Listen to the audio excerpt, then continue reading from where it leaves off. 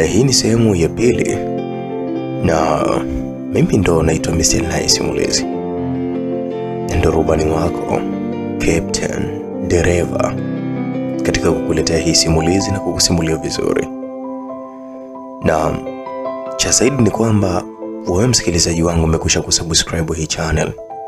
Manake wewe ndo unazidi kunipatia nguvu ya kufanya kazi.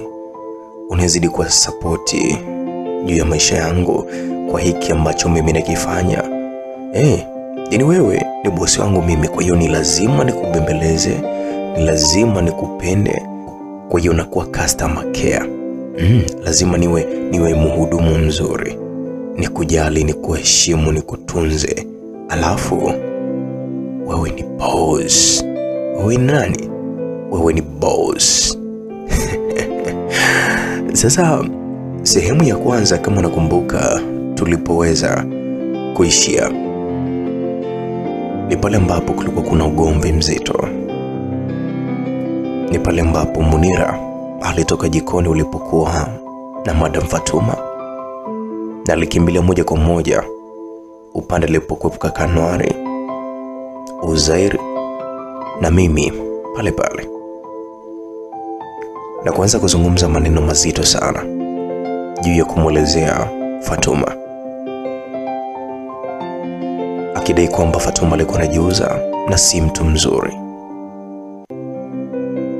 Lakini nikawa nimekuambia msikilizaji kuhusiana na huyu Fatuma, mkasa mzima uliomfanya mpaka kupelekea kuingia katika ile biashara kuuza mwili wake.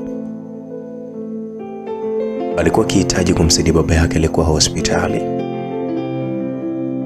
lakini licha ya kupata pesa kidogo kupitia kuuza huo mwili wake, pesa ile haikununua uhai wa baba yake. Baba huyo alifariki kabla hata hajapata huo msaada kutoka kwa mtoto wake. Kiufupi ni kwamba binti huyu house girl, yeye amepitia maisha magumu mno, maisha yenye maumivu, ukakasi, mateso, changamoto, maisha kukataliwa na kila aina ya mtu. Na huyu anaitwa Fatuma. Hebu tuendelee na hii simulizi sehemu ya pili, lakini kama umekwisha kusubscribe, safi. Na kama umekwisha kubonyeza alama kengele, pia safi.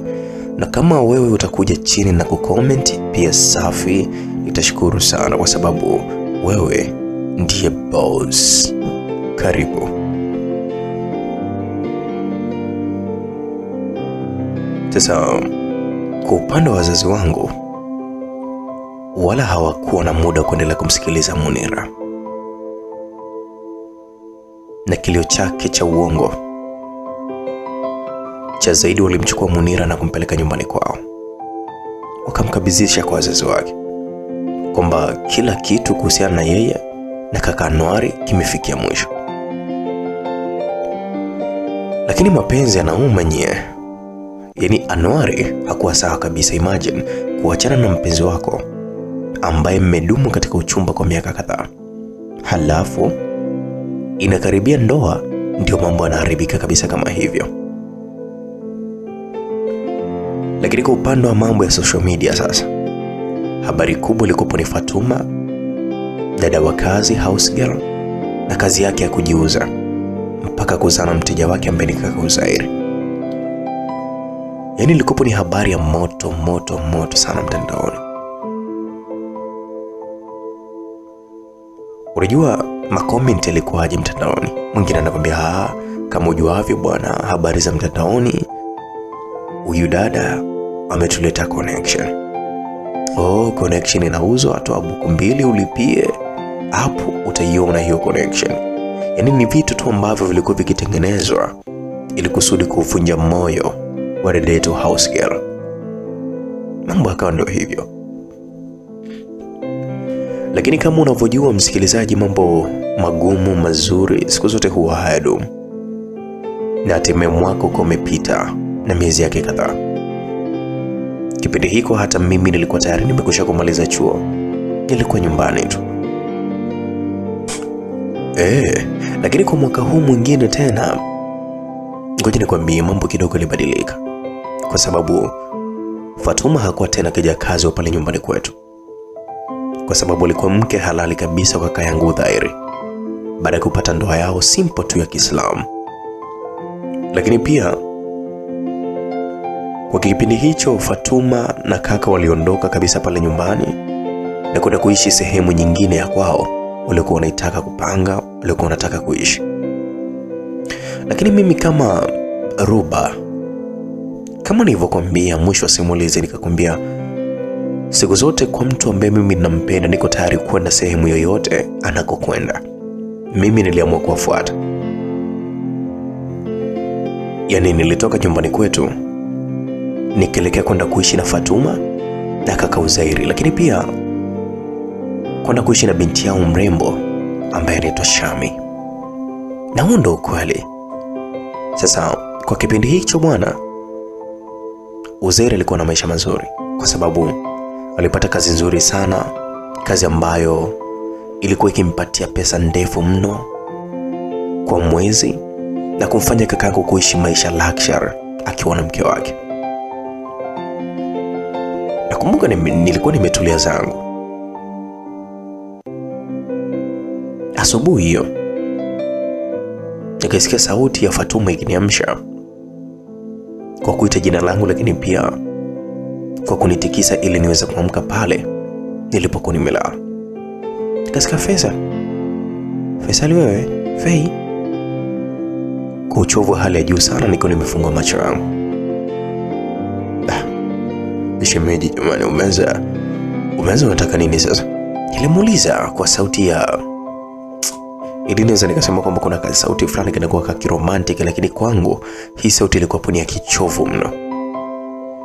Akasema kakako yuko njiani anarudi, kwa hiyo fanya haraka ukaoge, unukie vizuri asije akakukuta unanuka kiasi hicho.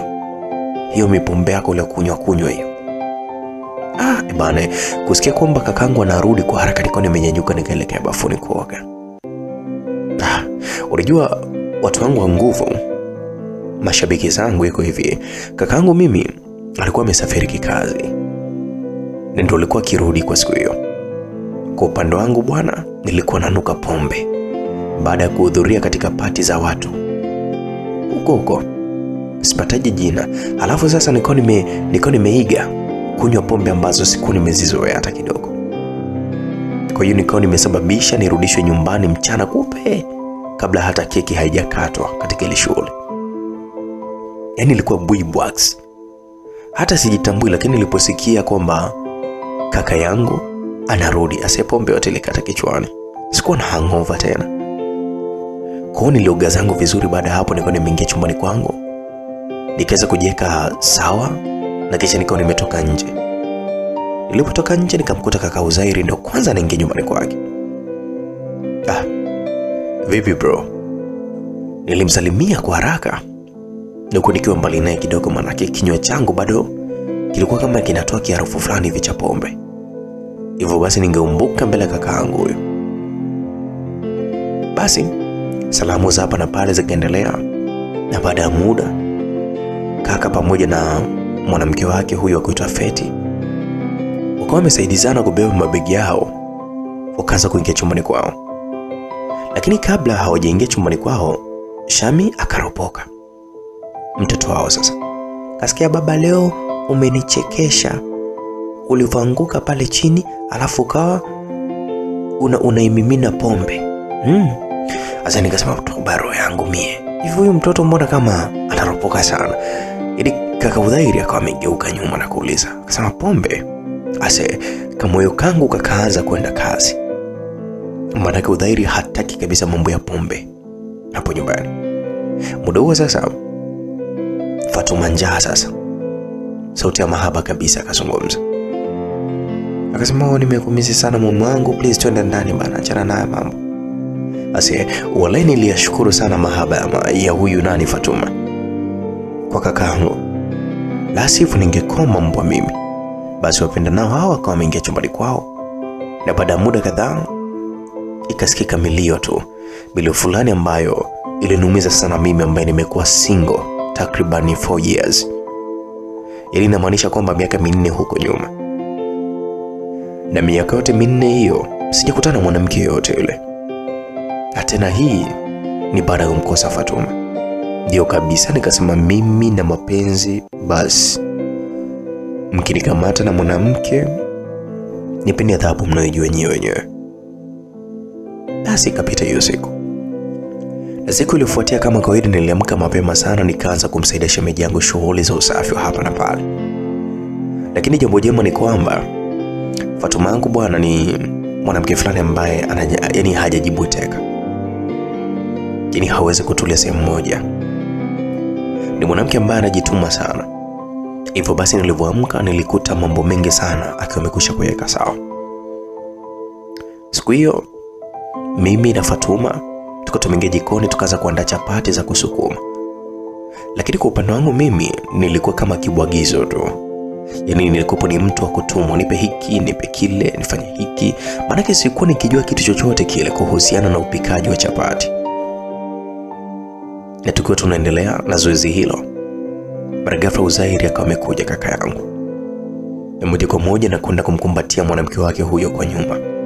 Na kisha akawa amemkisi katika shavu lake. Hey, umemkaje baby? Salama kabisa. Ila nimeamka nikiwa na njaa sana. Lakini kabla hata mwanamke hajamalizia kujibu vizuri, kaka yangu akadakia. Hivi Faisal, ni lazima kila sehemu aliyekuwepo mke wangu na uwepo? Maana kila kona upo jamani, vipi bwana? Kaza kujiuliza, huyu naye kaka ananiona huyu hadi mimi mdogo wake wa damu. Sasa mimi nitamfanyaje? Alikuwa ananisaidia tu, hata ana shida yote huyu. Embo bana, mimi sitaki kumtetea sana huyu Faisal.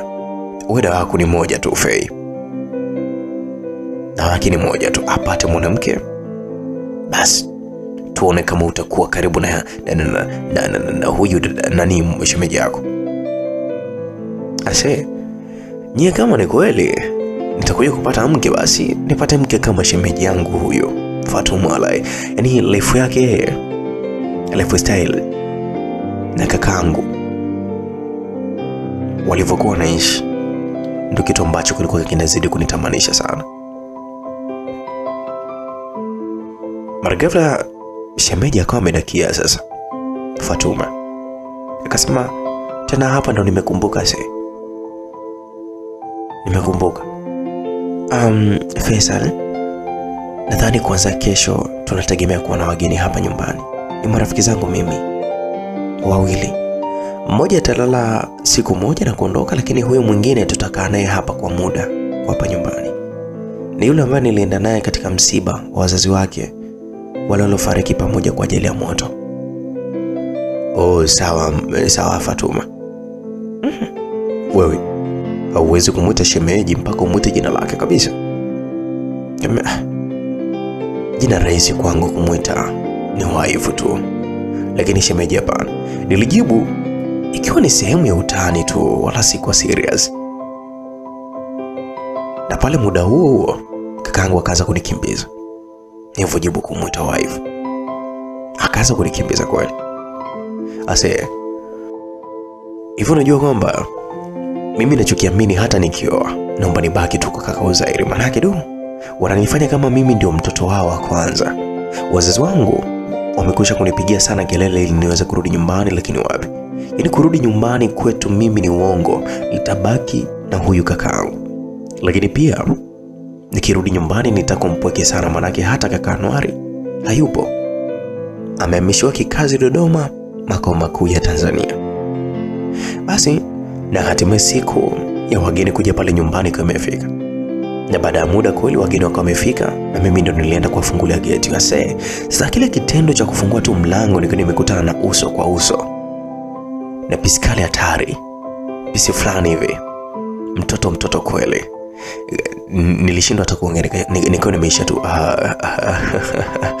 Nilishindwa kuambia karibuni ndani, zaidi niko nimejikuta nikibaki na kigugumizi kizetu, na huku nikiendelea kuangalia tu na huku nikitabasamu. Mmoja wao akawa amenisalimia mambo. Asa kwa mara nyingine tena wakawa wameamua kunimaliza. ya sauti zao, na nilishindwa kuitikia salamu. Mimi niko nimebaki tu kwa tumbulia macho. Lakini hii ni dalili ya upwiro, wallahi kabisa, dalili ya upwiro. Shogangu huyu bubu labda, alafu huenda atakuwa kiziwi. Asa mmoja kwa amezungumza hivyo, ambaye alikuwa yeye alikuwa amekaa kimya, hakunisalimia. Msichana ambaye alinisalimia mwanzo akaniangalia, akaniuliza, akasema, "Wewe mwenyewe hapo ndo nakusalimia?" Na hapo pia niko nimeshindwa kuitikia kwa mdomo. Nikajikuta nikijibu kwa kutikisa kichwa tu kwa ishara kusema ndio. Haya. Fatuma naye jamani, kwa hiyo huyu bubu ndo awe mlinzi? Ni Fatuma huyu? Kazi ipo shogangu, kazi ipo.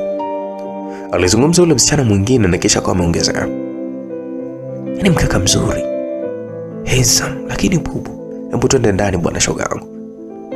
Msichana ambaye alikuwa amenisalimia alionekana kuwa ni msichana mmoja mwenye utulivu mno. Lakini huyu mwingine sasa ni hatari, na anaonekana na kamdomo. Na muda huo shemeji yangu Fatuma akawa ametoka nje sasa kwa furaha kabisa. Akamwita, "Hello babies." Kwa pamoja watatu hao wakawa wamekimbiliana, wakakumbatiana kwa furaha kubwa sana. Ni wazi kwamba walikuwa ni watu ambao wanapendana kwa muda mrefu. Na ni kitu ambacho kinaonyesha maisha ndio yaliwatenganisha. Jamani, karibuni sana nyumbani. Yaani nilivyokuwa nimewamisi, nilivyokuwa nikiwasubiri jamani. Si wanawake. Basi alizungumza shemeji na kuwakaribisha rafiki zake ndani. Unajua, kwa upande wangu mimi nilikuwa nimefunga geti, nilikuwa nimeingia ndani, ambapo nilikuta wageni wakawa wamekaa sebuleni peke yao. Lakini Fatuma hakuwepo. Muda huo mimi nilikuwa nimesikia Fatuma akiniita jina langu kutokea sebuleni. "Wewe Faisal?" Nilikuwa nimeitika naam. Niliitika nikawa nimeelekea jikoni. Kumbe huyu mtu anaongea. Wakaanza kunijadili bwana, mimi ambao waliniambia mimi ni kiziwi, bubu. Baada ya muda bwana, nikawa nimerudi nikiwa na tray yenye juisi nzuri na glasi zake. Nikawakaribisha, nikamwambia karibuni sana. Niliwaambia, na hiyo ni baada ya kuweka tray kwenye meza ile kwa mbele yao. Basi muda huo nikasikia kuna kasauti kakatoka, nikasikia wow. Alikuwa ni msichana yule ambaye alikuwa amezoea sana kuongea. Akawa ametamka hivyo kwa mshangao sana. Baada ya kumuona kaka Udhairi akiwa anatoka. Asa muonekano wa kaka Udhairi huu unawachanganya sana wadada wengi.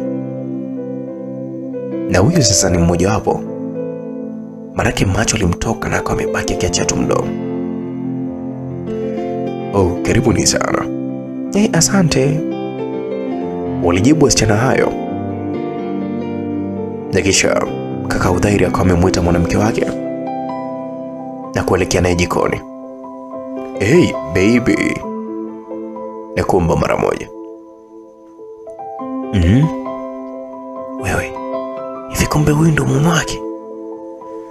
Wale sasa wale wawili washakunakwa kaza kujadili. Wakaona hili jambo lisiwapite. Waliweke katika mstari, waliweke mezani, waanza kulijadili kama wahenga. Na aliyetangulia kuzungumza hivyo alikuwa ni yule mwanamke mwenye kamdomo. Yaani yule mwenye kamdomo. Yule mwingine alikuwa amekaa kimya tu, na mimi nilishangaa sana. Yaani inakuwaje marafiki hawajui mume wa rafiki yake? Inamaanisha kwamba hawamfahamu huyu mwanaume wa Fatuma, au Fatuma ndio aliwaficha? Wasimjue kakangu. Lakini ndio hivyo bwana. Abiria, chunga mzigo wako. Basi baada ya muda kidogo, Uzairi pamoja na Fatuma wamerudi sebuleni na kwa uchangamfu mkubwa sana.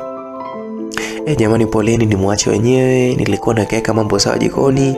Si unajua tena mchana huu jamani. Muda wa maakuli, na mimi ndo engineer hapa nyumbani. Kuna shida. Na hapa tena akajibu yule mwanamke yule mwenye kamdomo, na huyo mwingine akawa amejibu tu kikawaida, hamna shida, atakuwa na amani tu shogangu, sio na nini. Yes.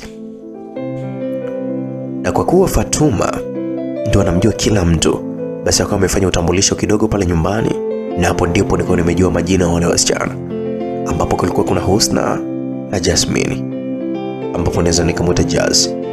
Sasa huyu Jasmine huyu ni mpole sana, ila huyu Husna ni mwana chapchap, ni mwana mponyokwa, ni mwana si wa mikazo, yani ni hamnazo huyu dada. Sasa baada ya muda wa chakula kikao kimeandaliwa na kila mtu akawa busy na msosi. Mimi nisiwe mwongo kwa kweli, kwa wakati huo nilishamchukia sana huyo Husna. Yani ni binti ambaye tabia zake ni za hovyo. Baada ya chakula, Fatuma akawa ameungana na shoga zake na kwenda kuosha vyombo na kupiga nao story 2-3. Sasa wakiwa wanapiga story, Husna akaanza yule mapepe. Shoga yangu, kweli kumaliza shule sio kufanikiwa. Yani Fatuma, kama sio wewe ambaye ulisha kidato cha 5 dadangu. Jasmine akadakia akacheka. Akasema, kitu ambacho haukijui sasa Husna. Kila mtu anakuwa na historia yake ya maisha, na hakuna mtu anajua hatima yake. Mfano mzuri sasa, Fatuma, unakumbuka kipindi kile tunasoma? Alikuwa akiamini sana kwamba mafanikio yake hapo kwenye nini? Kwenye kusoma tu. Lakini tazama sasa hivi hatima yake ilipokuwa imemfikisha. Wewe nawe mchungaji umeanza mambo yako sasa. Hapa inabidi Fatuma tuambie tu mganga wake yupi, anapatikana wapi, na sisi tupate kutoboa mapema kama yeye. Yani sasa hivi Fatuma anaendesha magari. Anakalia, yani anatembelea makalio. Na tena gari kali. Fatuma, mganga wako sio mongo mamangu, tuonyeshe. Jamani Husna, na wewe sasa mimi na mganga gani jamani? Ase kwa upande wangu bwana, mimi nilikuwa nataka kutoka, lakini sikuwa hata na pesa. Na kwa mwendo taratibu pasipo taibu niko nimelekea jikoni alipokuwepo Fatuma. Akaniita, Habi, unataka nini sasa huko jikoni? Aliniita kwa jina hilo, lakini nilishtuka kidogo, nikamsogelea taratibu. Basi nilipomsogelea karibu kabisa, nikamkumbatia, na kisha niko nimezungumza kwa sauti taratibu sana karibu na sikio lake, nikiwa katika kumbatio hilo. Nikamwambia nataka kutoka, lakini sina hata pesa mwenzio. Fatuma kwa amenisogelea kidogo na kuniangalia usoni, na kisha akatabasamu na kunishika mkono moja kwa moja, tuko tumetoka wote. Halafu eti ndio mnaniambia kwamba niache kukaa na kina Fatuma, niache kukaa na mai zangu mimi ni kisiki cha mpingo, yani sitoki, sichomoki, sifurukuti. Mimi na kaka yangu, mimi na Fatuma for life. Nishasema hivyo. Basi bwana, Fatuma sasa akawa amenipatia kadi yake ya benki yenye pesa, akawa ameniambiaje, haya enjoy hii habibi, password hii hapa, tan hii hapa. Hebu mkae kwa kutulia. Yani mimi kwenda kujitegemea, labda kama nitaenda na huyu wa kuitwa Fatuma house girl, lakini tofauti na hapo nitakaa na hawa, nitabanana nao hapa. Basi bwana, kwa kuwa nilikuwa na kila kitu nilichokuwa nikikihitaji, basi kwa haraka niko nimemchukua shami wangu, tuko tumeondoka, ambaye ni mtoto wa kaka, ni mtoto wa house girl. Siku zilikatika na hatimaye wiki nzima ilipita tangu marafiki wa Fatuma waje pale nyumbani. Sasa kwa upande wa Jasmine, alikuja pale kwa ajili ya kukaa na sisi mpaka pale atakapokuwa sawa na kwenda kujitegemea baada ya nyumba yao kuteketea na moto na wazazi wake wote kufariki. Hivyo basi hakuna msaada wote. Lakini kwa upande wa Husna, yalikuwa anatakiwa kukaa siku moja tu na kuondoka. Lakini ni wiki sasa imepita na hana hata dalili ya kuondoka. Kazi kuvaa nguo za wenzi yetu. Kwanza huyu Husna ni kama ananibania nafasi yangu mimi kwa karibu kabisa na Jasmine. Manake kila nikimwangalia ni kama ananifaa hivi Jasmine. Okay. Nakumbuka basi Husna alikuwa amezungumza na kumwambia Jasmine, "Kasikio shoga yangu, kesho unisindikize nyumbani nikachukua nguo zangu za kubadilisha moya, sawa? Hasa muda huo tulikuwa sebuleni, mimi, Jasmine na huyo Husna. Nguo za kushindia au? Mimi nimechoka kuvaa mavazi yenu. Watu wenyewe mnavaa kama walokole. Mimi nimemisi pigo zangu mimi. Mitoko mikato kweli, mtoto pisi. Vingo fulani hivi vya kwenda beach. Asa, msikilizaji, ukimwangalia huyu Jasmine ni kama alitaka kuzungumza kitu fulani hivi kwa shoga yake, lakini akawa amesita na kubaki akimwangalia tu. Na muda huo kaka yangu Uzairi ndo akawa amefika pale nyumbani. Na hii ni safari baada ya kutoka kazini. Kile kitendo cha kaka Uzairi tukufika pale sebuleni, mara ghafla Husna akawa amenyanyuka na kwenda kumkumbatia. Nikasema sasa, huu karibu wa Husna na Uzairi umeanza lini tena? Mbona ghafla sana? Walai nilishindwa hata kupata namna nzuri ya kumshangaa huyu binti ambaye ni mapepe. Yaani alivyoenda kumkumbatia Uzairi, utadhani kwamba yeye ndiye mke halali wa kakaangu, na kumbe ni mgeni tu aliyekuja ambaye ana wiki moja pale nyumbani. Karibu sana shemeji, karibu. Alizungumza Husna na huko akipokea mzigo ambao alikuwa nao kaka mkononi kwake. Usijali shemeji, huu mzigo ni rafiki yako wanani wa Fatuma, Mama Shami. Vipi, kwanza amesharudi? Asa kwa haraka mimi niko nimedakia, nikasema hajarudi, lakini suni tu atakuwa hapa. Muda huo Husna bado alikuwa amemkumbatia Uzairi, na pasipokuwa hata na aibu, pasipokuwa hata na kamtoka hata kidogo kamshuke basi, Husna akamuuliza, shemeji, umemletea nini Fatuma jamani? Asa mimi nikaona huyu msichana analeta mazoea ya hovyo kwa mume wa BFF wangu Fatuma. Kwa haraka nikawa nimewahi kuchukua ule mzigo nikaenda kupeleka chumbani kwangu, maana sikuwa na uwezo wa kuingia katika chumba cha kakaangu pamoja na mke wake. Nikasikia roho mbaya tu, aliniambia Husna, na hiyo ni baada ya mimi kutoka pale chumbani kwangu na kuja pale sebuleni. Na wakati huo kaka alikuwa amekwisha kwenda chumbani kwake kule. Husna, embu kuaga na mipaka basi rafiki yangu. Alizungumza Jasmine kwa sauti utulivu sana. Mipaka minyao na wewe? Sasa kosa langu mimi ni nini hapa? Kutaka kumpokea shemeji yangu mzigo au ni kitu gani? Embu achana mimi. Yaani aliyefanya tukio ni mwingine, lakini aibu anaona mtu mwingine. Husna akanitazama kwa dharau sana, na kisha huyu akaondoka zake wakaelekea chumbani kwao. Msamee mwaya, hakukusudia, alizungumza Jasmine akawa amemwambia msamaha kwangu.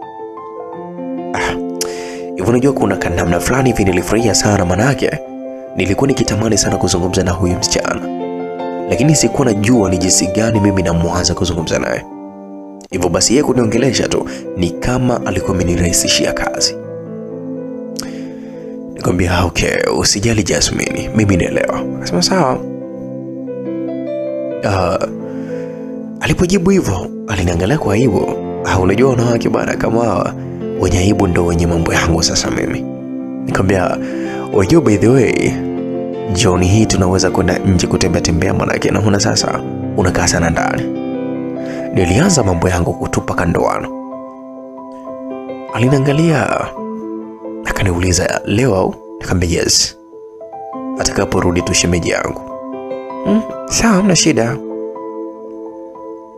Basi kweli majira jioni mimi na Jasmine tuko tumetoka zetu, tuko tumeelekea kwenda kutembea, na nyumbani alibaki shemeji Fatuma na huyo Husna na Udhairi, lakini pia alikuwepo Shami. Hivi umesoma udizi mwe? Nilimuuliza Jasmine makusudi tu ili tuweze kupiga story 2-3, maana tulikuwa kimya kama mabubu licha kwamba tulikuwa matembezeni. Jasmine alinigeukia akaniuliza, nani mimi? Kwanza nilijikuta nikicheka. Yaani Jasmine anauliza kama mimi vile niko na mtu mwingine. Lakini pia akawa amenikumbusha mbali, kwa sababu hata mimi nina tabia yako.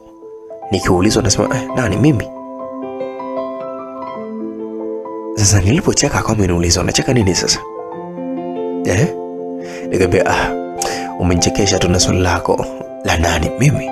Yaani hapa tupo mimi na wewe wawili tu, alafu umeniuliza hivyo. Bana unizoee tu kwa kweli, manake ndio tabia yangu mimi na nimeshindwa kuiacha. Okay, usijali Jasmine. Kwa hiyo wewe umesoma UDSM? Yaani kile chuo pale UDSM Mlimani? Akasema hapana. Mimi nimesoma UDOM huko Dodoma, lakini Husna ndio amesoma hapo UDSM. Nikamwambia okay sawa. Lakini samahani kuuliza, Husna ni ndugu yako Adam? Nilipomuuliza, maana yake lilikopo ni swali la makusudi. Jasmine akawa ametulia kwa muda na kufikiria jinsi ya kunipangilia majibu yake. Akasema hapana, ni rafiki yangu tu, lakini kwa sasa hivi naweza nikasema kwamba ni kama ndugu kwangu. Mimi, Husna pamoja na Fatuma ni watu ambao tulijituma sana. Ni watu ambao tulijuana kipindi ambacho tulikuwa vigori kabisa, maanake tumekulia mtaa mmoja. Jasmine alikuwa ni mwazi sana, hivyo basi akawa amenipatia nafasi ya mimi kuendelea kabisa kumuuliza maswali ambayo nilikuwa nayo kichwani. Nikasema kwamba nikikumbuka misemo ya wahenga walisema kwamba ndege hufanana huruka pamoja, lakini mbona kama wewe na shemeji yangu Fatuma hamwendani kabisa na vibe la Husna? Nilimuuliza Jasmine akawa amenangalia kwa muda, na kisha akaniuliza naye. Akasema mbona kama unanichimba sana jamani, unataka kujua nini Faisal? Nikamwambia wala sikuchimbi, lakini kuna vitu mimi natamani sana kuvijua. Nataka kujua tu mmewezaje kuwa na urafiki wa muda mrefu kiasi hicho pasipokuwa hata na makando kando mikwaruzano, ikiwa kila mtu ako na tabia yake special, especially huyu ndugu yenu Husna. Na hapo Jasmine akatabasamu na kujibu, akaniambia kwamba huko ndo ulisahau sasa kumtaja huyo Husna. Unajua, kwanza unatakiwa ujue kwamba sisi sote tuna mapungufu yetu, hivyo basi tuweze kumtenga mtu kwa ajili ya mapungufu yake. Na kwa kuwa sisi wenyewe tuliamua kwa marafiki, basi hatuna budi kuvumiliana. Kwa upande wangu mimi kwa kweli jibu la huyu msichana Husna shoga yangu wala sikuwa nimeelewa vizuri, lakini pia nikaamua kupotezea tu na kufunga mada, nikijifanya kwamba nimemuelewa sana Jasmine kwa jinsi alivyokuwa anaelezea. Nilivunga,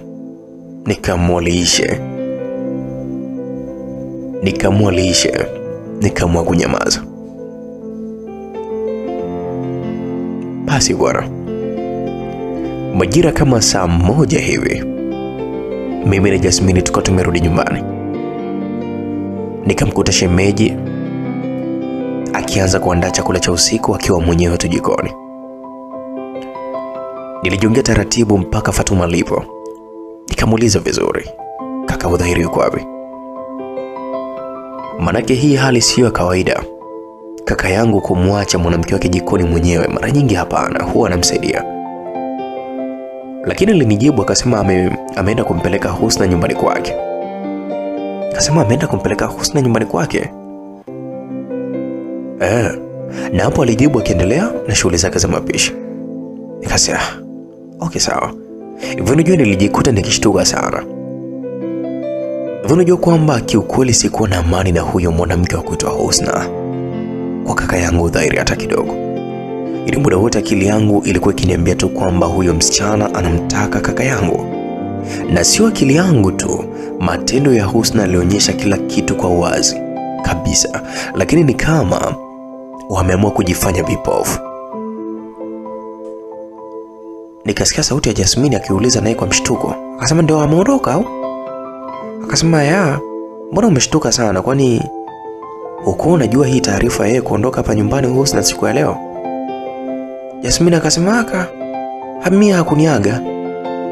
Basi bwana, Jasmini pamoja na Fatuma waliendelea na mazungumzo yao jikoni, lakini mimi nilibaki tu nikiumiza kichwa na kuona kabisa kuna siku Fatuma atakuja kulia machozi ya kusaga damu. Yaani sio kusaga meno, machozi ya kusaga damu kwa ajili ya huyu shoga yake wa kuitwa Husna. Basi ikiwa apata majira kama saa 3 hivi za usiku, muda huo mimi, Fatuma pamoja na Jasmini tulikuwa tumekaa sebuleni. Tulimsubiria kaka Udhairi. Ikiwa yapata majira kama ya saa 3 hivi za usiku, muda huo mimi, Fatuma pamoja na Jasmini tulikuwa tumekaa zetu sebuleni tukimsubiria kaka yangu Udhairi. Majira ya saa 3 hiyo hiyo na dakika zake, ghafla akawa ameingia Husna akiwa na pochi kadhaa, lakini pia muda huo akaingia kaka akiwa analisukuma begi fulani hivi. Amelibeba begi kubwa tu la nguo, na hili begi lilikuwa linaonyesha dhahiri kwamba ni la Husna. Sasa kila mtu akawa ametahamaki, kila mtu alishtuka pasipo hata kutarajia. Tukajikuta tukinyanyuka tukaendelea kuangalia jambo lilikuwa linaendelea pale nyumbani. Shemeji Fatuma alionekana kushangazwa zaidi, maana macho alimtoka na hakuwa kiamini kile kitu alichokuwa nakiona. Basi tulikuwa tumeshangaa tena sauti kitoka huyu mwanamke wa kuitwa Husna. Nikasikia, asante sana Shem darling. Oh yeah, hizi mambo za Shem darling. Alizungumza Husna na akijitupa katika kochi, akionyesha kuwa amechoka sana.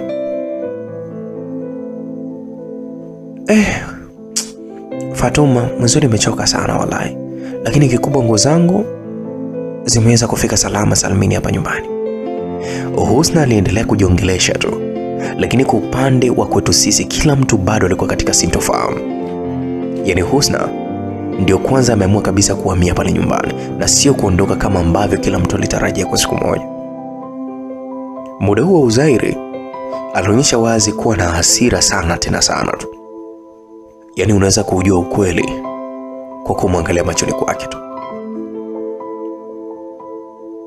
Basi bwana, baada muda kidogo akawa ameaga. Mwana usiku mwema jamani, akamondoka. Lakini kabla kaka Udhairi hajafika mbali, Husna akawa ameropoka. Akasema, Shem darling, ungenisaidia basi kupeleka chumbani kwetu, manake ni zito sana. So unajua tena nimepukuta kabati langu lote kule nyumbani, mimi nimekuja kuishi hapa kishua sasa. Yaani kabati langu lote nimetoa nguo zangu. Nikasema huyu jamani Husna sio mzima wallahi. Sio mzima. Yaani anapambu tu hasira zangu kwa kweli. Hajui kwamba kuna muda nilikuwa natamani kabisa hata kumshika nimnasue vibao ama nimtupe nje. Basi kwa haraka mimi nilikuwa nimejibu pasipo hata mtu yote kujibu. Nikasema nitapeleka mimi. Asa muda huo ndipo Udhairi akaondoka pale pasipo kutia neno lolote lile. Yaani kakangu alikuwa amechukia mno, lakini ndio hivyo hakuweza kuzungumza mbele ya kila mtu. Fatuma akamsogelea shoga yake, akamshika mkono moja kwa moja akaelekea chumbani kwao. Husna, unaweza kuniambia kuna kitu gani kinachoendelea kati yako wewe na Udhairi? Mbona kama sijakuelewa katika hilo swali lako? Haujanielewa kitu gani sasa Husna? Mimi nataka kujua ni kitu gani kinaendelea. Umeaga kwa unaondoka na shangaa unarudi na mabegi kama hivyo, Kuna nini kwani? Usitaki kuniambia kuwa na wewe unataka kukaa hapa nyumbani? Sasa wewe Fatuma, kwa unataka kunifukuza shoga yangu au? Fatuma, unafikiria kwamba mimi nataka kukaa sana hapa kwako, si ndio? Mimi nimekuja tu hapa kwa kuwa nawapenda tu na ni rafiki zangu na ninahitaji kuwa na nyinyi, tukae wote kwa muda mzuri tu tukiwa hapa, tufurahi na nyinyi, ndio hicho. Sikiliza Husna, unanielewa mimi vibaya. Kitu ambacho unataka uelewe kwa sasa hivi ni kwamba sio nyumba ya kwangu mimi, ya mume wangu. Na hata ingekuwa ya kwangu ni lazima nimshirikishe mume wangu katika kila kitu. Jambo la Jasmine kuja kukaa hapa, nimezungumza na mume wangu, amekubali, lakini wewe naona kama umejipangia tu mambo yako.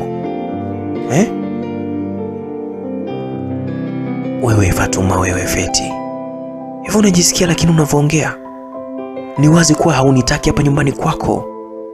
Yaani hii ndio maana halisi ya pata pesa tujue tabia yako. Okay fine, nitaondoka. Alizungumza Husna na kujifanya eti anaanza kulia. Sasa muda huo mwanaume mimi nikafungua mlango wa chumba hiko, niko nimeingia ndani nikazungumza. Nikasema wife, unaitwa na kaka. Nilimwambia Feti na kisha nikatoka zangu nje. Basi hapo ndipo Shemu akawa amenyanyuka na kuelekea chumbani kwake. Na sijui kulikuwa kuna nini, lakini ilionyesha wazi kwamba hakukuwa kuna amani hata kidogo.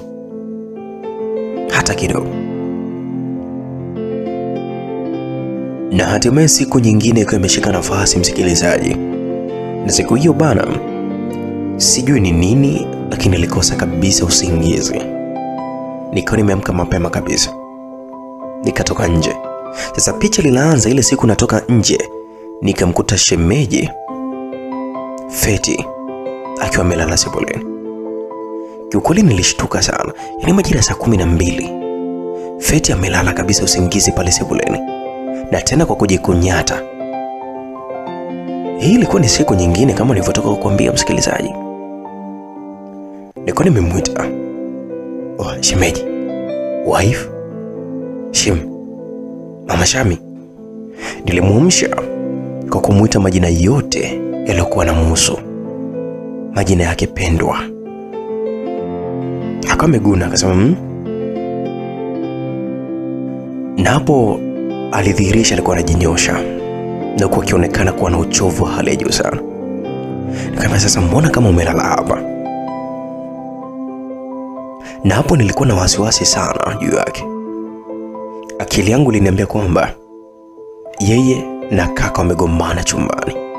Hivyo basi huenda kaka amemfukuza chumbani huko. Manake kakangu akiwaga na hasira, hakuna mtu anemweza kumtuliza.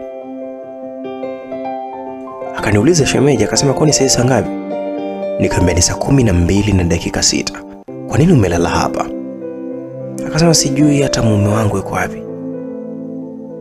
Haujui mume wako yuko wapi? Ukiwa unamaanisha nini shemeji? Faisal, naomba nisaidie kitu. Nisaidie kumwandaa Shami aweze kwenda shule.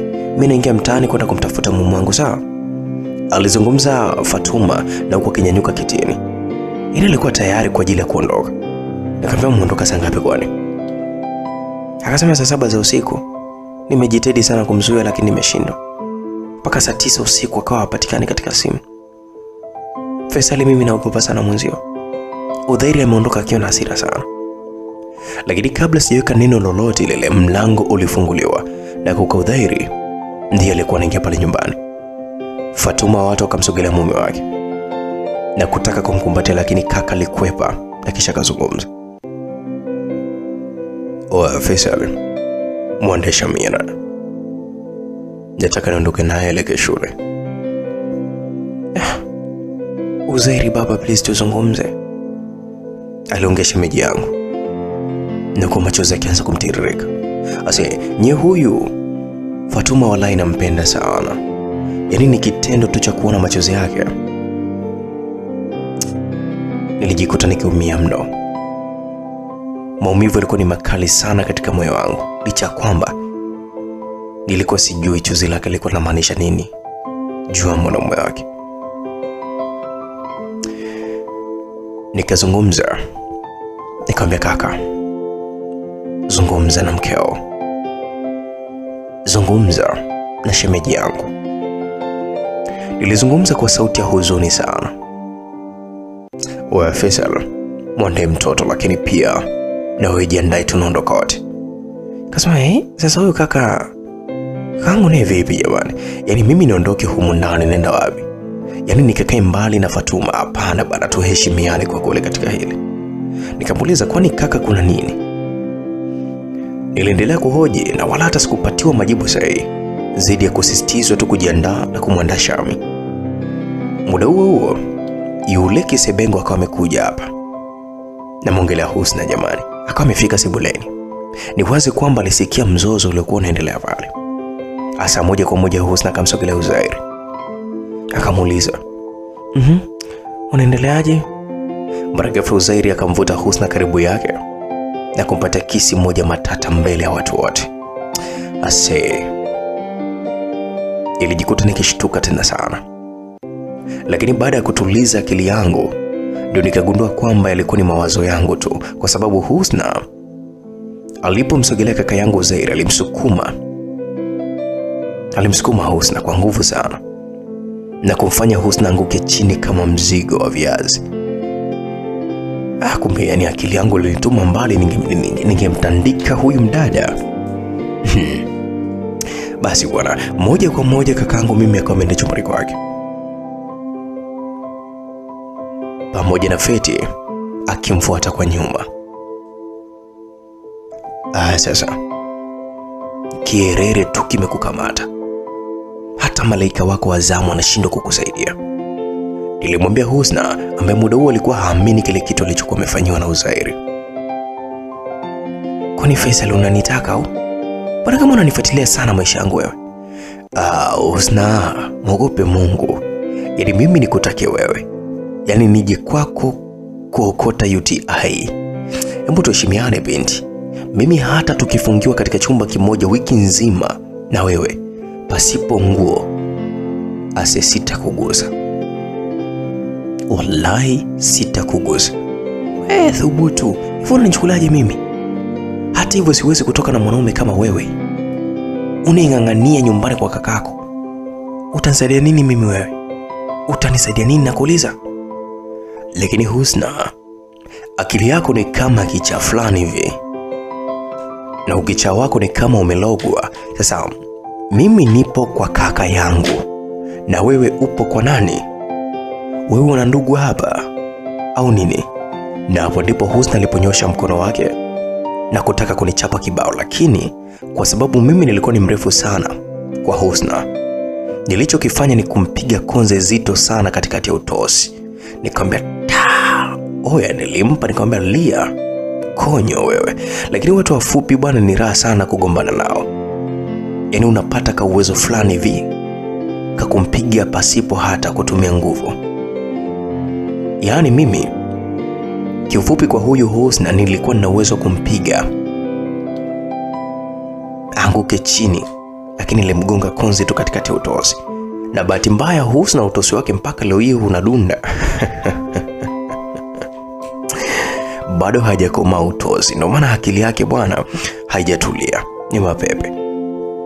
Sasa kwa maumivu ambayo aliyapata Husna, alijikuta kikaa chini na kusugua utosi wake ambao ulikuwa unafukuta kwa maumivu pamoja na moto. Ukizingatia alikuwa amenyoa na amepaka bleach, ndio kabisa konzi lilikuwa limemwingia vizuri kabisa. Alafu sasa nilipomaliza kumtandika kile kikonzi, nikamwambia nikamwambia mchokozi huyu kaka yangu, lakini mimi utakula makonzi kila siku, kila inapoitwa leo binti, sawa? Yaani mimi sio level yako, mimi ni level nyingine kabisa. Then kambali na Fatuma, kambali na kaka yangu. Nilimaliza kumpatia makavu yake na kisha huyo nilikuwa nimekata mitaa nikilika chumbani kwangu. Lakini kabla sijafika mbali Husna akaniambia, "Huyo hauna nguvu za kiume." Wewe, huyu dada atanipatia kesi walai. Bora hata asingekuwa amenichokoza kiasi hicho. Na hivi ndo simpendi ndo kabisa. Kwa mwendo haraka haraka niko nimerudi nyuma. Lakini pia naye mwenyewe akamenyanyuka akitaka eti kukimbia. Lakini sasa ufupi aliokuwa nao ulimponza. Hatua zake 7 kwangu mimi ni hatua 2 tu. Kwa haraka sasa nilimpatia konzi lingine ambalo lilitoa moja kwa moja katika kichogo chake. Bana, nilimtandika.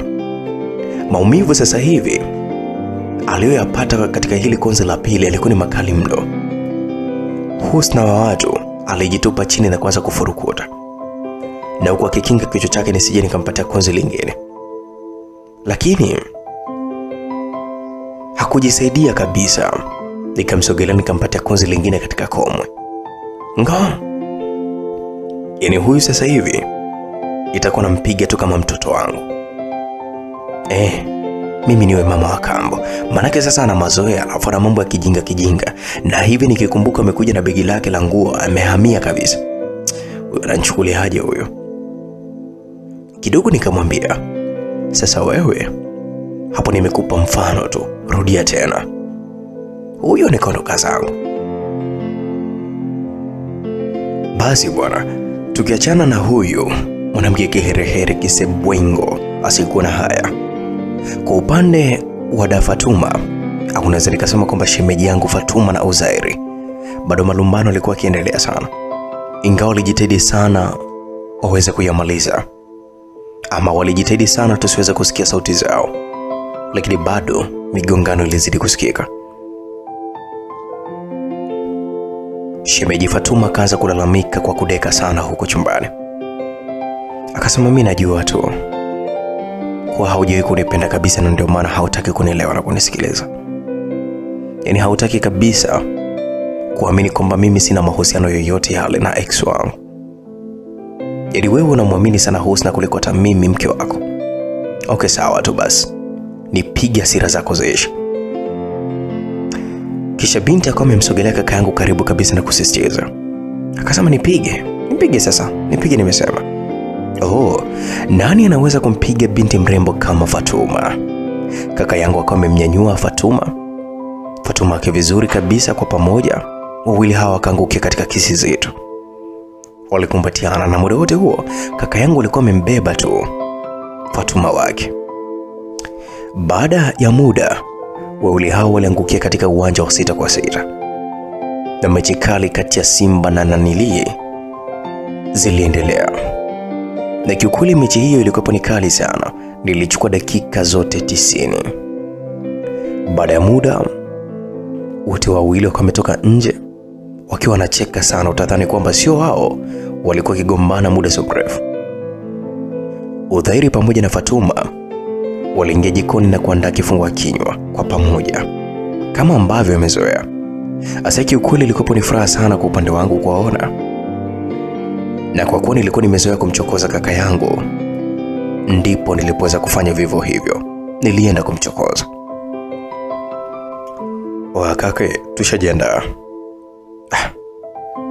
Kujiandaa na nini? Uzairi aliniuliza hivyo eti kujiandaa na nini, kana kwamba hakumbuki tena kwamba alinipatia maagizo gani.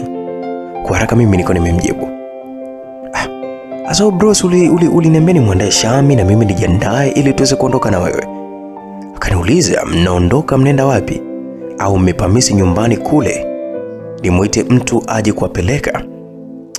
Nikamwambia lakini kabla hata sijamalizia kauli yangu, Fatuma kama amenikatisha, akasema Faisal, muache tu mziwanda wangu, muache. Alizungumza Fatuma na akipapasa uchebe wa mume wake. Sema ndo hivyo bana, kupendana na raha sana. Umpata na kupenda sasa, au wewe mpendane na mwenzio. Basi nakumbuka kuna sauti ikiwa imetoka nzuri sana nilisikia. Ilisema za asubuhi. Ilikuwa ni sauti ya Jasmine ambaye ndio kwanza alikuwa ametoka kuamka. Lakini pia ni kama alikuwa analia. Ila huyu msichana bado hayuko sawa kabisa. Ili kupoteza wazazi wake wote wawili kwa wakati mmoja, lakini pia kupoteza makazi. Nilijua kabisa natakiwa mimi kuwa faraja ya Jasmine. Baada ya muda kifungua kinywa kikawa tayari, na sote tukaungana mezani isipokuwa Husna ambaye alijifungia chumbani kwake. Na hakuna mtu ambaye alijali kuhusiana yeye. Yeye anataka drama tu, sisi tunataka kujenga mwili. Mpuzi kweli huyo. Basi siku hiyo tena nikamwomba shemeji Fatuma anipatie pesa kidogo nitoke outi nikiwa nipo na Jasmine. Na nilifanya hivi ili kumchangamsha binti wa watu ambaye hakuwa sawa kabisa. Basi msikilizaji, nakumbuka mwezi mzima ulipita na huku familia ikiwa kabisa na amani sana. Husna pia aliendelea kusumbua, lakini watu wote tulikuwa busy kabisa na mambo yetu, wala hatukujali kuhusiana naye. Lakini kwa upande wangu mimi pamoja na Jasmine tulikuwa marafiki wa karibu mno. Asa siku moja mimi na Jasmine tukiwa chumbani kwangu, tulikuwa tunacheza karata.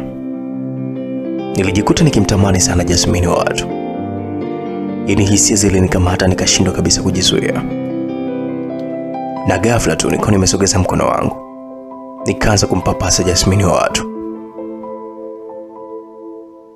Jasmine akashtuka sana na kurudi nyuma taratibu. Akaniambia, "Unataka kunifanya nini Faisali?" Yaani ilikuwa ni sauti kabisa iliyokuwa imeshwa nguvu. Nikasema, Jasmine please." Nilizungumza na huko nikimsogelea. Wala sikuwa sawa kabisa. Yaani akili ilishahama, nilikuwa nataka kabisa hata kidogo ili mwili wangu uwe sawa.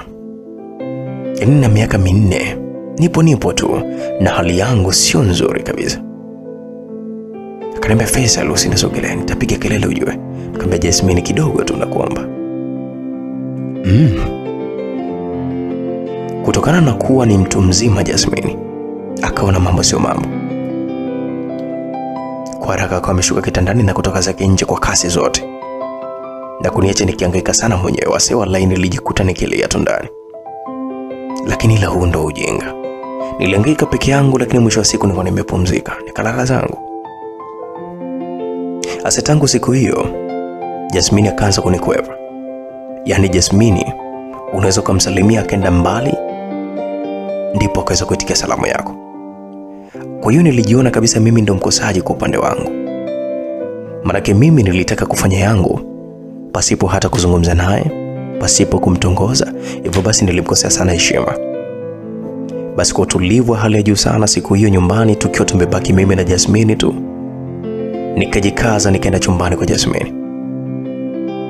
Nilipofika pale akaniuliza, "Umefuata nini?" "Umefuata nini?" Nikamwambia, "Nimekuja kuzungumza na Jasmine, please naomba nisikilize." Akasema, "Toka nje, halafu nipigie simu ndio tuongee, sitaki uwe karibu yangu." Nikamwambia, "Please, hakuna kitu kibaya kitatokea kati yetu mimi na wewe. Kuna kuomba sana." Msikilizaji, nilitumia busara zangu zote, mabibi na mabwana, mababu na makombi sijui na nini wa huko, lakini mwisho wa siku nikaweza kumshawishi kama amekubali kunisikiliza. Nikamwambia, "Jasmine, kwanza naomba radhi kwa kila kitu kilichotokea siku ile. Najua nilikukosea sana na ninajuta kushindwa kujizuia na kuzizuia hisia zangu juu yako." Nikasikia hakuna lolote lile, wewe ni mpuuzi tu. Husna alikuwa sahihi kuhusu wewe. Kwa jazba nikamuuliza, "Husna alikwambia nini kwani kuhusiana na mimi?" Akasema, "Unataka kujua nini Faisal? Ikiwa kila kitu umenionyesha." Husna aliniambia kabisa kwamba yani kuna siku utakuja unibake, na kweli nimejionea kwa macho yangu. Kwa nini unataka kunifanyia kitu kama hicho? Nikamwambia, "Unafikiri mimi naweza nikakufanya kitu kama hicho?" Jasmine, acha akili za kitoto basi. Kitu ambacho mimi nataka wewe ujue ni kwamba mimi nakupenda sana, tena zaidi sana. Nakupenda kuliko hata maelezo, na ndio sababu mimi nilishindwa kuficha hisia zangu juu yako. Hisia zangu siku ile. Hivyo basi nakuomba nisamehe sana mimi kwa kufanya ujihisi wewe vibaya. Lakini sina lengo na wewe la kukuchezea. Jasmine, mimi nataka kuwa mwanafamilia wako sasa hivi. Lakini kama utakuwa tayari, najua you are so beautiful. Kila mwanaume ni lazima atakutamani tu, lakini kama ukijua kwamba mimi ninakupenda kweli. Sijakupenda leo, toka ile siku ya kwanza nimekupenda kweli. Kwa hiyo kama ukitambua kwamba Faisali anakupenda mno, na kama uko na mahusiano yako ni sawa, enjoy. Lakini nahitaji sana msamaha wako." Muda huo msikilizaji, Jasmine alikuwa akinisikiliza tu kwa makini. Ni wazi kwamba maneno yangu yalikuwa yakimuingia sana akilini. Kwa wakati huo Jasmine hakuwa na majibu yoyote. Hivyo basi alibaki akiniangalia tu. Sasa Baada ya kumaliza kuzungumza maneno yangu, nilinyanyuka nikarudi chumbani kwangu. Tangu hapo na mimi nikaamua kuwa busy tu na huku nikiamini kwamba siwezi tena kuwa na Jasmine. Maana anaweza kuwa na mahusiano yake huko nje na anayafurahia sana kuliko hata hapa ambapo mimi namsumbua. Basi bwana, nakumbuka siku moja majira ya jioni nikiwa zangu chumbani kwangu, mragafa ujumbe umeingia katika simu yangu. Ndio ulikuwa umetoka kwa Jasmine. Na ulikuwa umesomeka: tunaweza kwenda nje kwa ajili ya kunyosha miguu. Hivi mtoto mzuri kama huyo akiwa amekuuliza kitu kama hiko na ulikwisha kupata hisia fulani hivi juu yake, wewe utagoma? Mimi hata sikukataa. Yaani mimi nani niseme eti hapana? Nikajibu okay. Nikamwambia yani umeniwahi hapa. Ndio nilikuwa nataka kuja kukugongea mlango nikwambie hivyo. Niliongea uongo lakini ila nilikuwa nimechangia pale naye mwenyewe apate kujua kwamba na mimi nilikuwa namfikiria. Basi haraka nilikuwa nimejiandaa na kisha mimi pamoja na Jasmine tumetoka zetu na kwenda kutembea huko nje. Na tukiwa tunatembea Jasmine akawa ameniuliza. Akaniulizaje? Unanichukia Faisal? Nilimwangalia nikamuuliza pia, unahisi mimi nakuchukia? Akasema nahisi hivyo. Maana tangu tumezungumza siku ile naona maongezi yetu yamepungua sana siku hizi. Nikamwambia mimi wala hata sikuchukia. Nilikuwa nimekuachia tu nafasi ya wewe kwa huru. Maana naona unaniogopa sana. Akasema mimi sikuogopi bwana. Hata hivyo nakupenda sana. Alizungumza Jasmine kwa sauti ya aibu mno. Na kwa haraka nikamuuliza, unamaanisha nini? Kwani nini huelewi hapo Faisal? Mbona unataka mwenzio nipate kigugumizi sasa? Na hapo msikilizaji, mimi nilielewa kabisa kwamba huyo binti tayari amekwisha kuingia katika penzi langu. Amenipenda. Kwa mahaba yangu ya hali ya juu sasa niko nimesimama mbele yake. Nikamsogelea nikamwambia, wacha niwe sehemu ya tabasamu lako Jasmine. Jasmine wa watu alishindwa kabisa kujizuia. Alijikuta na nikumbatia kwa nguvu mno. Majira ya saa 2 za usiku, mimi na mai wangu tayari tukarudi nyumbani. Ili tunafika tu tukakutana na Husna akiwa na mabegi yake akitaka kuondoka. Lakini pia alikuwa na mabegi ya Jasmine. Na alipomwona Jasmine tu akazungumza. Jasmine, tunaondoka sasa hivi hapa. Hatutakiwi shoga yangu. Muda huo Dhairi pamoja na mkewe walikuwa kimwangalia tu Husna akicheza na drama zake. Kuondoka kwenda wapi? Jasmine akauliza. Akasema kuondoka kwenda wapi? Kuondoka kwenda wapi vipi? Tunaenda nyumbani kwangu Jasmine. Jasmine, hapa hatutakiwi kipenzi changu. Mimi dada yako nipo na wewe. Tuondoke. Jasmine alimwangalia Husna na kumwambia, wewe nenda tu, mimi nitabaki hapa Husna. Unasemaje wewe? Alimuuliza Husna. Na huku akijaribu kumvuta kabisa Jasmine wangu kwa hasira. Mimi niko nimefoka. Wewe vipi Husna? Jasmine ni mwanamke wangu mimi na atabaki hapa na mimi. Wewe vipi wewe? Hivyo unajua kwamba kitendo pia cha kaka yangu mimi kusikia kwamba Jasmine ni mwanamke wangu. Kwa haraka akanyanyuka kitini na kusogelea mabegi ya Husna na kumsaidia kutoka nayo nje. Shem, na mimi nibaki basi? Naomba na mimi nibaki. Alizungumza Husna. Na yule baada ya kuona kwamba mambo yamekuwa serious sana na hakuna mtu anajali kuhusiana na yeye. Kwa wakati Udhairi hakuwa hata na chembe zozote zile za huruma wala kucheka. Akanigeukia na kuniambia, boltie bajaji ije mchukue chap. Jamani shemeji jamani. Fatuma, Feti, kipenzi jamani, ni kweli mnanifukuza mimi? Nyinyi jamani, jasi uambie basi tubaki wote. Husna wa watu bana alizidi kuomba msamaha na kujitetea. Lakini huyu msichana jamani, kilichomponza ni kamdomo na kiherere. Msichana hana adabu hata kidogo, hana shika, hana haka. Yaani muda wote alikuwa busy tu, yani kuharibu ndoa za watu, ndoa shoga yake ili aweze kupata nafasi. Lakini ndio hivyo tena, penzi la Fatuma na kaka yangu lilikuwa zito sana kuliko kawaida. Lilikuwa very serious, kapo ya maana. Sasa baada ya muda kidogo, dereva wa Bolt akawa amefika, na sisi kwa haraka niko nimemsindikiza katika bajaji. Nilimlipia kabisa dereva, nilimpatia pesa, nikampatia kabisa na pesa ya kuongezeka kama ikiongezeka safari, na pesa ya kutolea. Na kisha tukafunga geti letu, nikarudi ndani.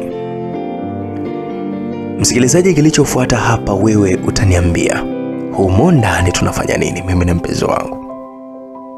Mimi hiyo siku nadhani sihitaji nikwambie, ila hiyo siku pia ilipita kwa uzuri. Na siku iliyofuata bana, mimi nilikopoa kwanza kuamka, nilifanya usafi, nikaweka kila kitu sawa pale nyumbani, na nikaanza kuandaa kifungua kinywa. Siku hiyo nilifanya yote hayo kwa ajili ya Jasmine. Yaani huyu mtoto mimi nataka nimuonyeshe maana halisi ya kuwa na mpenzi wa kweli. Aya, finally kuna mtu yuko in love. Kifungua kinywa cha leo kitakuwa ni kitamu sana.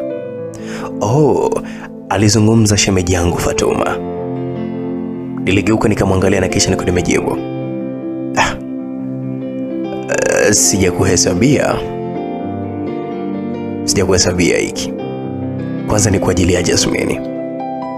Hata hivyo nyinyi huwa mnakunywa chai sijui saa ngapi? Saa 4, saa 5 hii, lakini hii saa 2 nilikuwa namwandalia tu mwanamke wangu. Kwa hiyo nikishamaliza nitawaandalia kwa muda wenu nyinyi ukifika. Haya, kazi tunayo, alijibu shemeji yangu Fatuma na kuondoka zake. Sasa kwa upande wangu mimi nikawa nimeandaa kila kitu, nikaweka mezani. Nilivyoona kwamba kila kitu kiko sawa, nikajiweka vizuri, nikaenda kumwamsha Jasmine ili aweze kuja kula. Nimejiponza, yani kitendo cha mimi kwenda chumbani nimeharibu kila kitu. Manake ile narudi tu na Jasmine, nikamkuta shemeji akiwa anamlisha mumewe kile chakula ambacho nilikuwa nimemwandalia mwanamke wangu. Haya baby, unaonaje chakula cha leo?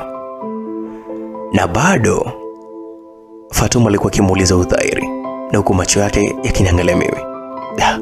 Asa ni kitamu sana. Hii sasa hivi inaashiria kabisa ni breakfast ya nguvu kule kweli.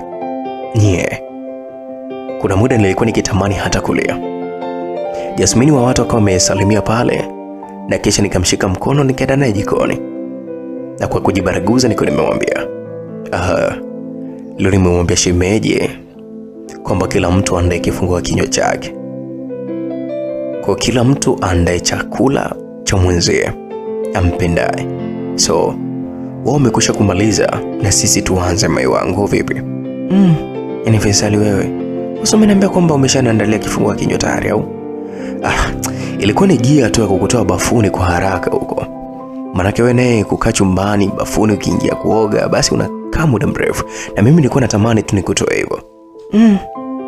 Ila wewe, haya bana ushaniweza, manake ni moga kwa haraka mwenzio. Nikajua ndo hivyo tena chetari. Basi usijali bwana. Lakini nakupenda sana. Hata mimi nakupenda pia babangu. Nakupenda sana. Love you.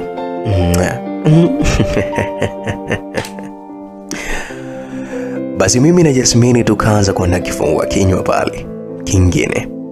Lakini kama ukangu alikuwa kama kana haraka sana. Basi niko nimetoka nikielekea sebuleni, nikaanza kumlalamikia shemeji yangu Fatuma. Nikamwambia, umezingua sana waifu bwana, ujue umezingua. Lakini kabla Fatuma hajanijibu, kaka udhairi akawa ameniangalia sana na kunizomea kwa kuntolea ulimi nje. Ni wazi kwamba kakangu naye alikuwa anafahamu kwamba mimi ndo nilikuwa nimeandaa kile kifungua kinywa. Nikazungumza nikasema waone kwanza, majambazi sugu nye. Na hapo niliongea huko nikiwa nacheka. Niliendelea kulalamika huko nikiwa nacheka kwa muda fulani. Na muda huo damu pamoja na hasira za Lastiboni zikiwa kabisa zimenichemkia ndani moyo wangu. Yaani nilikuwa natamani hata nipasuke kwa hasira, lakini ndio nilikuwa najikuta kama nacheka. Basi baadaye Feti shemeji yangu akawa ameniambiaje, hapo nasikia kulia tu. Eti shem, unasikia kulia tu. Ase, hivyo unajua kwa nini mimi nilichukia hata kidogo basi. Muda huo mchozi kweli ulikuwa umenidondoka, lakini niko nimemtishia tu kwamba kama na hasira kumbe wapi. Na hapo kaka yangu Zaira akawa amezungumza. Akawa ameniambia kwamba taste of your own medicine kijana. Unakumbuka siku ile ulivyokula special dinner yangu ambayo mke wangu mimi Feti alikuwa ameniandalia? Na hapo ndipo nikakweli nimekumbuka kwamba nilishawahi kula special dinner ya Uzairi ambayo alikuwa ameandaliwa na mkewe. Basi bwana msikilizaji, siku hiyo ilipita na siku zingine zikawa zimepita. Siku ziliendelea kwenda na hatimaye penzi langu mimi na Jasmine likazidi kuwa hoti. Na sikutaka hata kupoteza muda. Moja kwa moja nikaenda kwa wazazi wake pamoja na ndugu. Nikafuata taratibu zote za hapa na pale. Na hatimaye siku yangu ya pete mimi pamoja na mwanamke wangu Jasmine ilifika. Na mimi bwana nilifanya shughuli ya kutosha.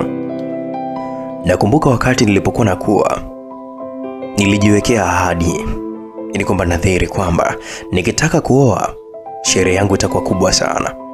Na kweli nashukuru Mungu, ilikuwa ni kubwa kweli. Na familia yangu ilikuwepo na mimi bega kwa bega. Sherehe ikiwa inaendelea, mara ghafla Husna akawa ameingia kwa fujo sana. Na watu wakamzuia, lakini Jasmine akawa amemtetea. Na wali hao wakawa wamekumbatiana kwa nguvu sana na kuanza kulia. Ase, hao marafiki wanapendana mno. Basi bwana, Husna akawa ameingia, akaomba radhi kwa kila mtu. Akasema na amani kabisa itawale. Naona kweli ikatawala juu yetu sote. Lakini mimi sasa nina sifa sana jamani. Nilihakikisha kwamba shughuli zangu zote zinakuwa ndio taarifa juu katika midomo ya watu, kuanzia mitandaoni mpaka jamii inayotuzunguka.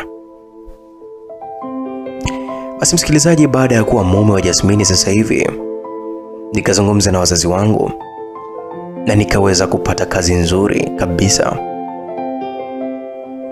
Ila twende mbele turudi nyuma msikilizaji. Kuwa Lastiboni sometime ni raha sana. Kaka yangu Anwari alinizawadia nyumba nzuri sana. Kaka yangu Zairi akanizawadia gari, na maisha yangu yakawa ni mtelezo kupita ndugu zangu. Yaani kupitia ndugu zangu maisha yakawa mazuri. Lakini kuhusiana na shemeji yangu huyu Fatuma, jamani, I still love her.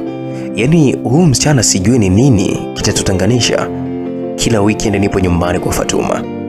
Yaani natoka kwangu naenda kwa Fatuma. Kwa hiyo msikilizaji, mpaka sasa hivi nina biashara zangu vizuri, nyumba, gari. Mke wangu sasa hivi anaka kitumbo. Hili ndio jambo la kushukuru Mungu wazee. Na maisha yanaendelea vizuri kabisa. Kwa hiyo msikilizaji, hapa ndipo tutakuwa tumefika tamati katika hii simulizi. Nilimpenda mwingine, ila mwingine amekuja kuingia katikati ya safari yangu. Nimepita naye, ndio huyo ambaye ninaishi naye. Kwa hiyo kama mwanzo nilivyoweza kukuambia kwamba huyu mtu nampenda sana, lakini ndio hivyo amebaki kuwa BFF, best friend forever. Mona imekuwa hivyo bwana, hakuna namna. Kwa hiyo mimi nakupenda sana wewe ambaye umepoteza muda wako au umechukua muda wako kwa kuisikiliza hii simulizi ambayo inaitwa House Girl.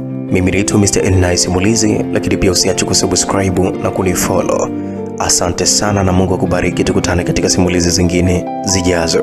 Bye bye.